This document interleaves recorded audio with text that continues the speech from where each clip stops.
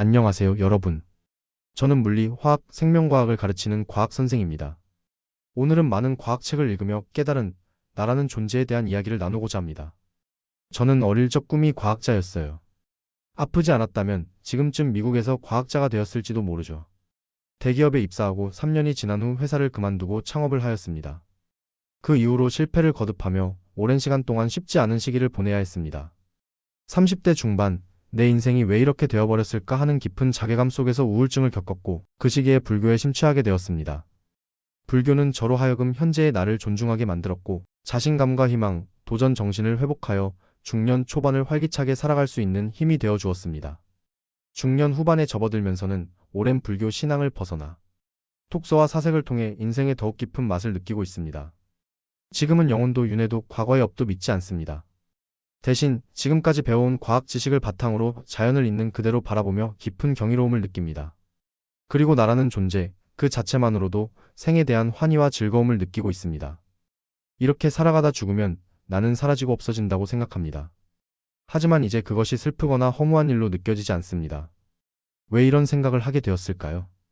우주 자체가 곧 나이며 우주의 입자들이 곧 나이기 때문입니다.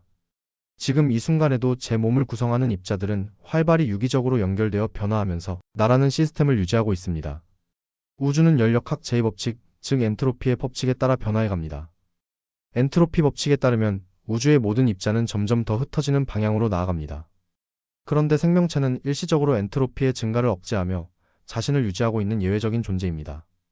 이 억제에는 에너지가 필요하며 에너지가 끊기면 생명체도 더 이상 엔트로피의 증가를 피할 수 없게 되고 결국 분해되어 흩어지게 됩니다. 조금 더 미시적인 관점에서 보면 우리 몸은 입자들이 모여 세포를 만들고 그 세포들이 다시 모여 나를 구성하고 있습니다. 세포는 수명이 닿으면 분해되고 세포를 이루던 입자들은 에너지로 쓰이거나 다시 흩어집니다. 우리는 끊임없이 바깥에서 공급되는 음식과 에너지를 통해 새로운 입자를 받아들여 자신을 유지하고 재구성하는 것입니다. 즉, 나라는 시스템은 유기적으로 들락날락하는 입자들로 이루어진 임시적인 존재입니다. 결국 나와 우주 사이에는 명확한 경계가 없습니다. 그렇다면 왜 우리는 나라는 존재를 우주에서 특별하고 독립적인 것처럼 느낄까요?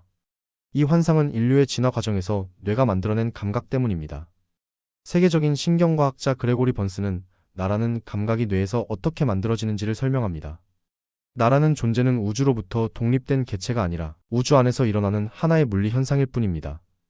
우리는 들판에 풀이 시들고 사라질 때 크게 슬퍼하지 않습니다. 엄밀히 말해 풀이나 인간이나 동일한 원리와 물리법칙에 따라 움직이는 자연현상일 뿐입니다. 인간이 조금 더 복잡할 뿐 본질은 같습니다. 풀을 볼 때 특별함을 느끼지 않듯 인간 역시 그러한 존재인 것입니다. 나는 단지 잠시 동안 그런 모양으로 입자들이 모여있는 것이며 곧 흙이 되고 먼지가 되며 입자들은 다시 흩어질 것입니다. 그렇다면 나란 무엇일까요? 내가 곧 우주이고 우주가 곧 나입니다. 나라는 특별한 감각은 뇌가 만들어낸 잠시의 감정일 뿐입니다. 수많은 우주의 입자 중에서 인간이라는 형태로 나를 구성할 확률은 거의 제로에 가깝습니다. 그 작은 확률 속에서 내가 만들어졌고 세상을 보고 느끼고 생각할 수 있다는 것 자체가 얼마나 놀라운 일입니까? 살아있는 동안 이 경이로움을 최대한 즐기는 것, 그것이 중요합니다. 그러한 관점에서 세상을 바라보면 풀 한 포기조차 경이롭게 보이고 눈에 보이는 모든 것이 존재 자체로 감동으로 다가옵니다. 그리고 그것을 감지하고 느낄 수 있는 내가 있다는 것, 그것이야말로 가장 큰 축복입니다. 호킹 박사는 루게릭 병으로 온몸이 마비된 채 오직 눈과 뇌로만 세상을 바라볼 수 있었지만 그는 아마 우주를 이해하고 상상할 수 있다는 그 사실만으로도 세상에서 가장 행복한 사람이었을 것이라고 생각합니다. 안녕하세요. 여러분, 오늘 자아에 대해 이야기한 걸 짧게 한번 요약해 볼게요. 어릴 적 꿈은 과학자였지만 여러 경험과 실패를 통해 중년을 살아왔으며 불교를 통해 나 자신을 더욱 존중하게 되었고 우주와 나의 경계가 모호하다는 생각을 하게 되면서 내가 곧 우주이며 나라는 존재는 우주에서 일어나는 자연현상임을 깨달았고 이 과정에서 경이로움을 느끼고 그것의 중요성을 강조해요. 우리는 느끼고 생각할 수 있는 존재로서 세상의 모든 것을 감상하는 것이 얼마나 큰 기쁨인지 깨닫고 그런 감정이 가장 큰 축복임을 강조하면서 마무리하죠.